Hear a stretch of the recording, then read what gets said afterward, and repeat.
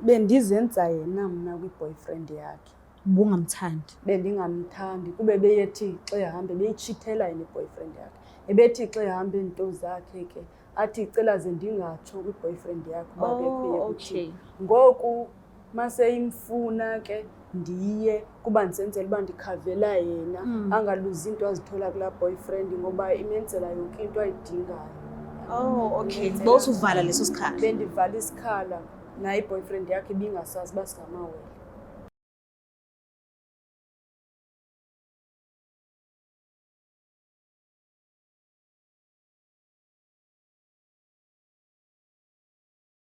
Ngiyanibingelela nonke ababukeli be-Black Life TV kuhlelo esibiza ngokuthi Enough is Enough. Igama lami nguStufuza Dlangamandla Zulu. So sinesihambeli-ke namhlanje okusobala ukuthi ikhona lento esithe ngci emoyeni wakhe engasekho right ngayo enadingayo ukuthi ixazululeke. So-ke asazi ukuthi kuzohamba kanjani, sike sibuke ukuthi izothini into. Sabona njani? Ngiyaphila sisi wami njani? Ngiyaphila nami. Ngicela igama nesibongo, igama lendawo la usuka khona. Igama lami sisi wami ndingu-Okuhle Nxalaba. Ngisuka e-Eastern Cape kudolophu yaseNtabankulu. Okay. Ngicela ungitshele nje kabanzi ngawe, indlela okhuliswe ngayo, la ukhulele khona, bekunjani ekhaya, abazali bebenjani, ukhule umntwana onjani, mhlambe esontweni ubuya, bungayi, ukhule ngaphansi kwekhaya nje ongalichaza usili kanjani, lazi la khulisa nawe ngale ndlela ukuthi uze wazigcina umuntu onje. Ndikhule sisi wami ekhaya kulapho ungenela khona icawe kanje. Icawe bendiyingenela ekhaya. Okay. Because abazali bami nabo bebecawa. Ekuhambeni kwexesha ke behlukana umama wami notata wami. Utata wohlala eGoli. Then icawe saphinde sayingenela kwenye indawo not ekhaya. Okay. Into kanjalo.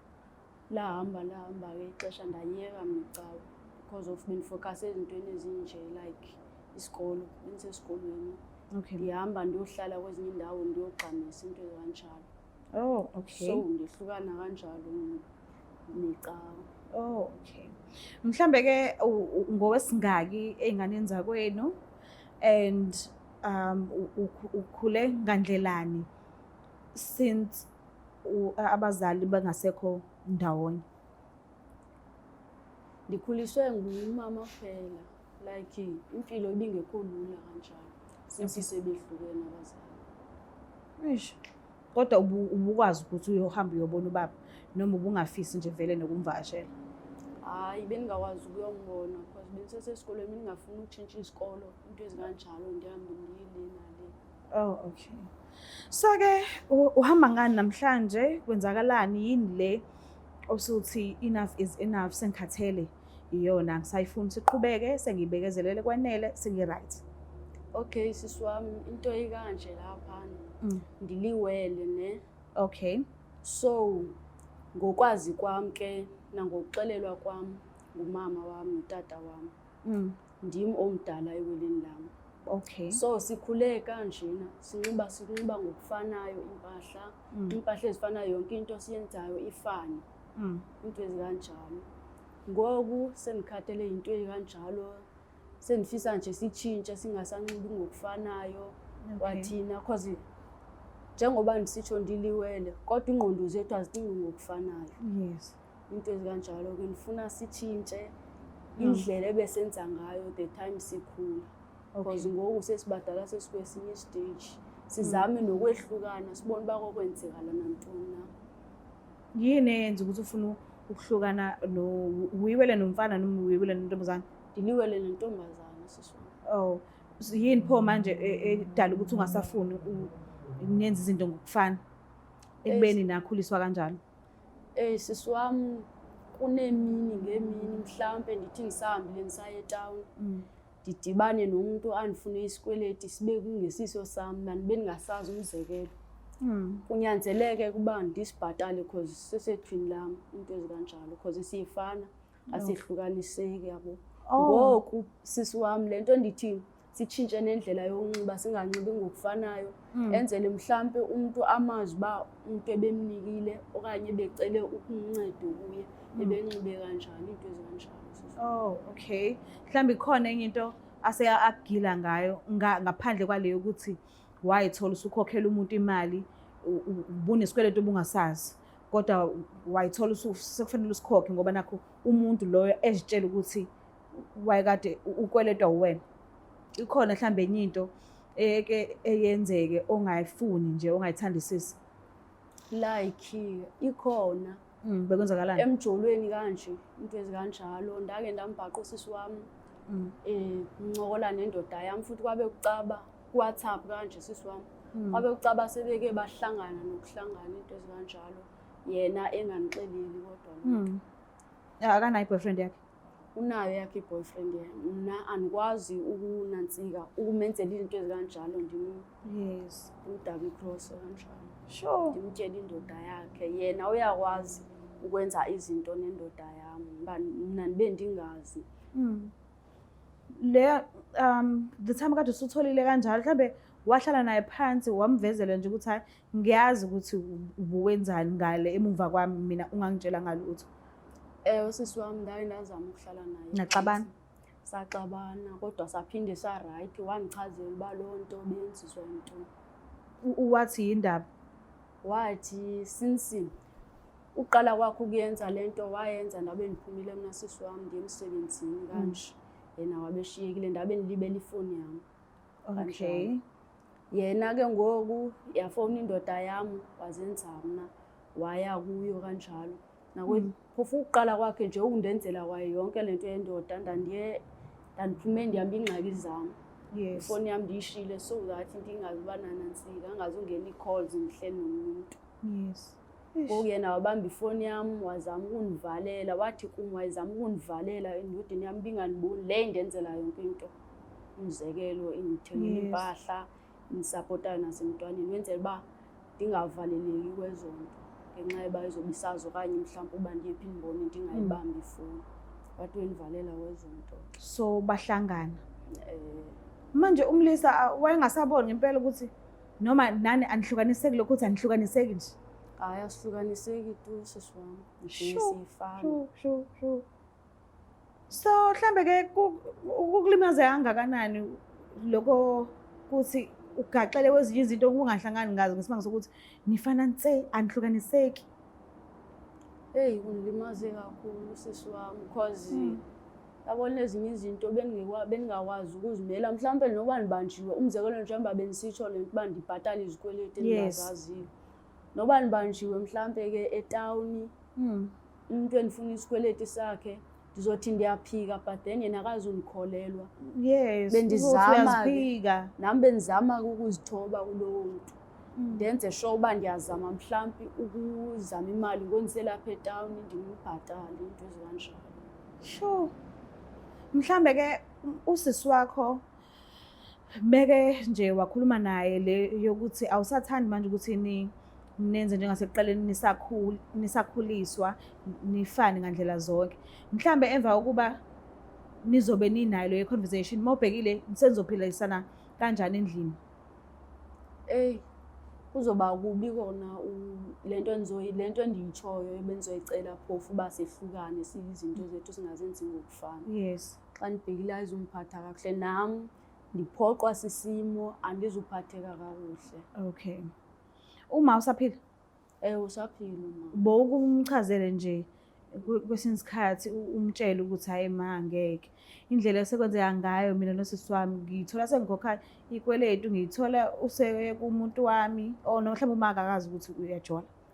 Hayi uyandazi uma uba ndiyajola into ezinjalo. Uke waxoxisana naye ukuthi hayi ma usisi wami ikhona into engayithandi kanje mhlambe azama uyixazulule noma wapretend as if akakuzwanga ukuthi utheni washiya kanjalo?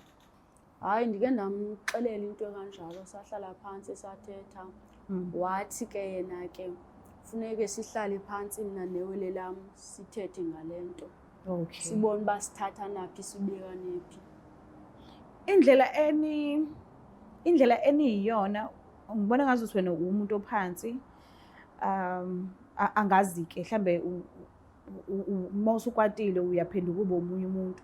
Ngizama ukuchecka le ukuthi niyafana yini mekuzwa ngobunina. Mhlambe ukhona nenhliziyo encane omunye angenayo inhliziyo encane noma noba u2 nenhliziyo encane noba u2 mhlambe niyashesha ukudinwa noma mhlawumbe ngifuna ukwazi ukuthi nidaleke nafana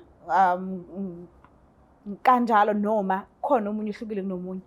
Hayi, ukhona umehluko. Uyabona mina sisi wami ngulona athuleyo. Okay. Ixesha elide ndiyathula.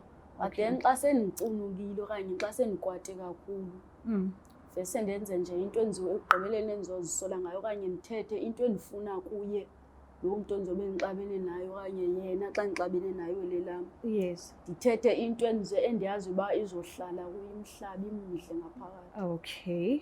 Yena umuntu onjani?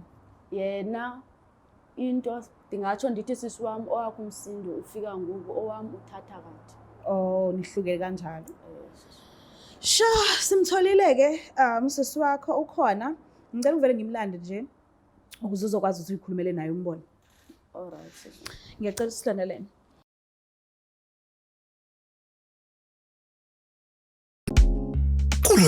Kulonyaka zijike kakhulu izinto. Ingabe ubaba wengane akafuna ukwadla? Khululeka, ungakhathazeki. Izinyembezi zomntwana zizomenza ikhiphe le mali. Uthatha izinyembezi zomntwana uyihlanganise nalo muthi obizwa ngezinyembezi zomntwana ebese uyawukhulumisa. Njalo mayithola imali uyohleze ecabanga ngengane yakhe. Kulonyaka bazoyikhipha le mali. Ufuna ukwazi utholakala kanjani? Sondela mzala ukuze ufake i-order lakho, babhalele noma bafonele eBlack Life Traditional Pharmacy ku-062 219 7748. Adeliver noma ngabe kuphi. Black Life Traditional Pharmacy, izimpande zama-Afrika.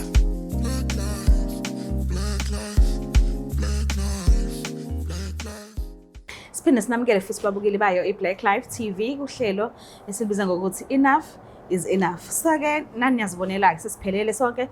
Ngiyacabanga ukuthi ukukhuluma kwethu mhlambe kungenzeka isifiso sifezeke, angazi kodwa sike sibone ukuthi mhlambe sovumelana noma cha noma kuzokwenzeka ini. Sawubona njani? Ngiyaphila kuhle njani sisi wami? Ngiyaphila nami.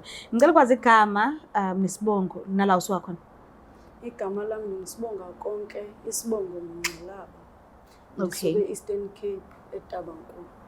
Okay, niyafana ngempela yezwa. Ngeke. Niyafana. So, mawuzwa kuthiwa igama lohlelo lithi Enough is Enough and ngihleli nosisi wakho. Kuringana emqondweni wakho? Xa kuthiwa enough is enough.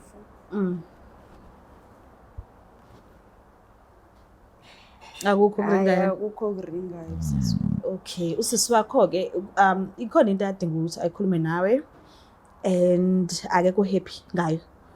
So isizathu esenza ukuthi angakhulumi nawe ninoba u2 ekhaya leni eze la uzokutshela futhi naso ukuthi sona siphi. Ngiyacela nje ngophi isikhathi sakho umlaleli uthi ufisa ukuthini kuwena. Alright sisi wami uzokwenza kanjani? Ngiyabonga ngizosikhulumisa naye. Alright ke thini into endifuna uzoyitsho lapha, ufuna uzothi uba kwanele ngoku ezintweni besizenza sisakhula, like unxiba ngokufanayo, like nezinto besizenza ezifanayo nje. Cause ndibetheke kakhulu kuloo nto. Ndidibane nokubhatala izinto endingazaziyo ezenziwe nguwe. Like yabo ndithi ngisazihambela etawuni ndidibane nomuntu afuna isikweleti sakhe, ndibe ndisazi kahle mina uba lo muntu andimazi, ndicingele uba fanele uba nguwe. Noba ndithi ndiyaphika ke sisi wami, ndizophika lo muntu akazundibelieve because of what sigqoka ngokufanayo and siyafana, yonke into esiyenzayo iyefana. So into enzise lapha namhlanje ukuba ndifuna ukutsho ngokuba enough is enough. Iphelile nje yonke into besiyenza, like le nditshoyo yokuba benginxiba ngokufanayo, ukwenza into ezingafanayo because ngigileke kakhulu kuloo nto leyo. So uyangiva nthini? Ndiyamva sisi wami, ndiyamva. Kodwa ngeke kube lula ukuba sihlukana, ayikho enye indlela esingenza ngayo. Hayi okanye nizama ukuzitshintsha mina indlela ebendisenza ngayo. Hayi, ayikho enye indlela esingenza ngayo yabo. Sizoqala ewele lami sizame le into endiyitshoyo. sizama ukwehlukana nje kodwa xa siyehluleka sibona iyahamba iminyaka siyehluleka kulento okuyenza ukube sihlukane nje sizobona uba sithini ngenye iplane mhlawumbe sophinde sibuye lapha sizoyixoxa lapha because ndiziswe loo nto lapha and isizathu soba ndize ndizothetha nawe lapha kungokuba ndizothi ndithetha nawe wena ungalimameli mhlawumbe since usazi uba siyalingana siphethe sixabana ke ngoku ngcono uzondiphendula lapha siyavumelana welelami ngokwenza lento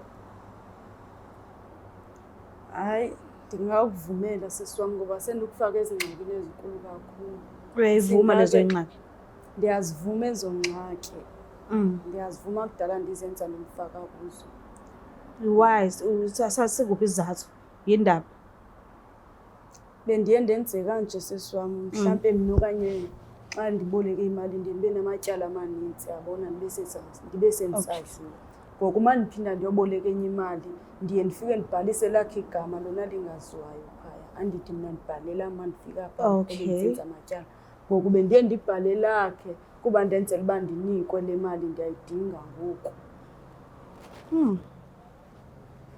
and ndiyayixolise nakuye ngoba bendingalindelanga uba singade sofika lapha sesikhona so kodwa uya-understand mayethi ucela ukuthi nishintshe nangendlela nje yokugqoka ningasenzi ngendlela enikhuliswe ngayo nakhona angisho lapha awusho ukuthi niyalahlana awusho ukuthi niyahlukana kanjengokuthi awusamenzi usisi wakho wena uthi ucela nishintshe indlela yokwenza kade nenza ngayo right usisi wami ngitsho kanjalo uba ngicela sitshintshe indlela ebesenza ngayo so that abantu bezozama ukusehlukanisa uyam-understand ndiyam-understanda sisi wami ngiyazi ukuthi ubongakulindele lokho bengingakulindele sisi wami ndiyam-understanda ngendimjaje futhi ngoba sendimushe kakhulu ey'ntweni ezininzi mhlawumbe ngelinye ilanga akeke yini uzubuyele ekuthenini wakhuluma ngokuthi ishintshane indlela enenza ngayo mhlawumbe usale nexhala uvume kwamanje ukuthi okay yes singakwenza lokho and ngalibona iphutha lami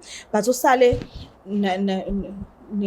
nobuhlungu enhlizweni bokuthi why sengaze asho kanjalo kuzoba khona bona ubuhlungu and kothatha kade ukukholela uba hayi sehlukene asagqoki ngokufanayo because zonke ezinye izinto ebesizenza besizifundiswe ekhaya sisebancane yes ngoba nzima uba sizitshintshe sesibadala kangaka le eye boyfriend yakhe-ke ungichazelile ukuthi uke wayohlangana nayo yena ingazi into engifisa ukuyazi mina ukuthi bosuthandana naye yini umuntu wakhe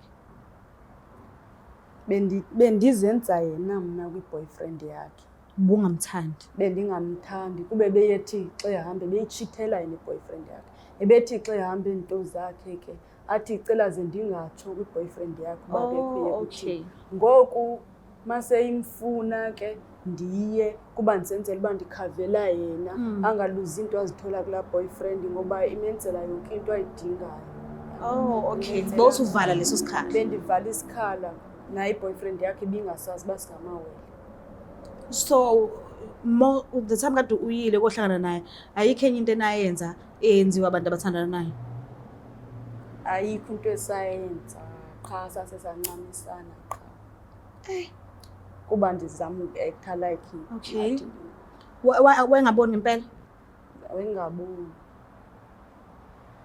yo okay mhlambe ke ekhaya mangase kwenzeke uma ayibone le video nikhulumisana kanje ngoba uchazile ukuthi uke wakhuluma noma kodwa uma ndlela thizeni waba nokungayinaki leyo nto leyo wathi akahlale phansi nawe nikhulume noba u2 akabanga nobuzalo ukuthi okay ngizobaxazulula since oyedwa ngekho right so mangase kwenzeka uma abone le video le mhlambe angeke yini kuze kudale umsindo emndenini ukuthi senize naya le nashiya la endlini ngokumazi kwenje uma hayi ngeudoda umsindo okay sizomxoxela thina ecingweni somxelela efonini okay kahle basithe saya phambili sadlulela so ke nje kukonke uyamvumela awunankinga ndiyamvumela isinqumo asithathileyo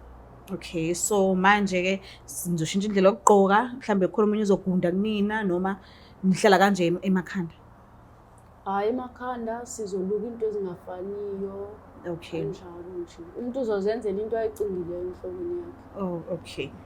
Yo, kodwa-ke nisathandana? Ewe, sisathandana. Ukuthandana ngeke siyeke. Okay. Kuzoba nzima. Ngiyabonga kakhulu isikhathi sakho. Buke lapha ekhaya niyazibonela lana ukuthi hambe kanjani. Sifinyelela ekuthenini yes, ngiyavunyelwana. Kodwa angikho right. Ngesimanga sokuthi angazi noma kuzokwenzeka ngendlela okuhlaqele ngakhona yini. Noma bekumanwa kuvunywa ngoba nakho sisasela okwamanje mhlambe ikhambile kuyinsuku ngeke kuze kwenzeke. Nanokuthi-ke angeke kujwayeleke because ngiyacabanga ukuthi into abayidecide manje le and usisi ngala into ayitshelwa yona manje okungenzeka ukuthi mhlambe ngingamthatha isikhathi ukuthi ayijwayele because akayazi and sebekhulile badala manje kunokuthi bangaqala ba-adopte isitayile esisha empilweni yabo, into abakade bengakhuliswa ngayo, into abakade bengayenzi. Ngiyacabanga ukuthi kusazoba nzima. Mhlambe kusazoba khona nokukhuluma mhlambe ongekho right, mhlambe begejane lapho nalapho, angazi, but mina ngibafisela okuhle and ngiyathemba ukuthi kuzohamba ngendlela usisi acela ngakhona. Ngiyacela ukuthi ungakhohlwa ukusubscribe, like, share, mina ngiyangithanda kakhulu. Mase ngiyacela lapha amawele emakhaya amanye ngenzeka ukuthi nawo aqondane nale nkinga le ababhekene naye sixazululayo namhlanje.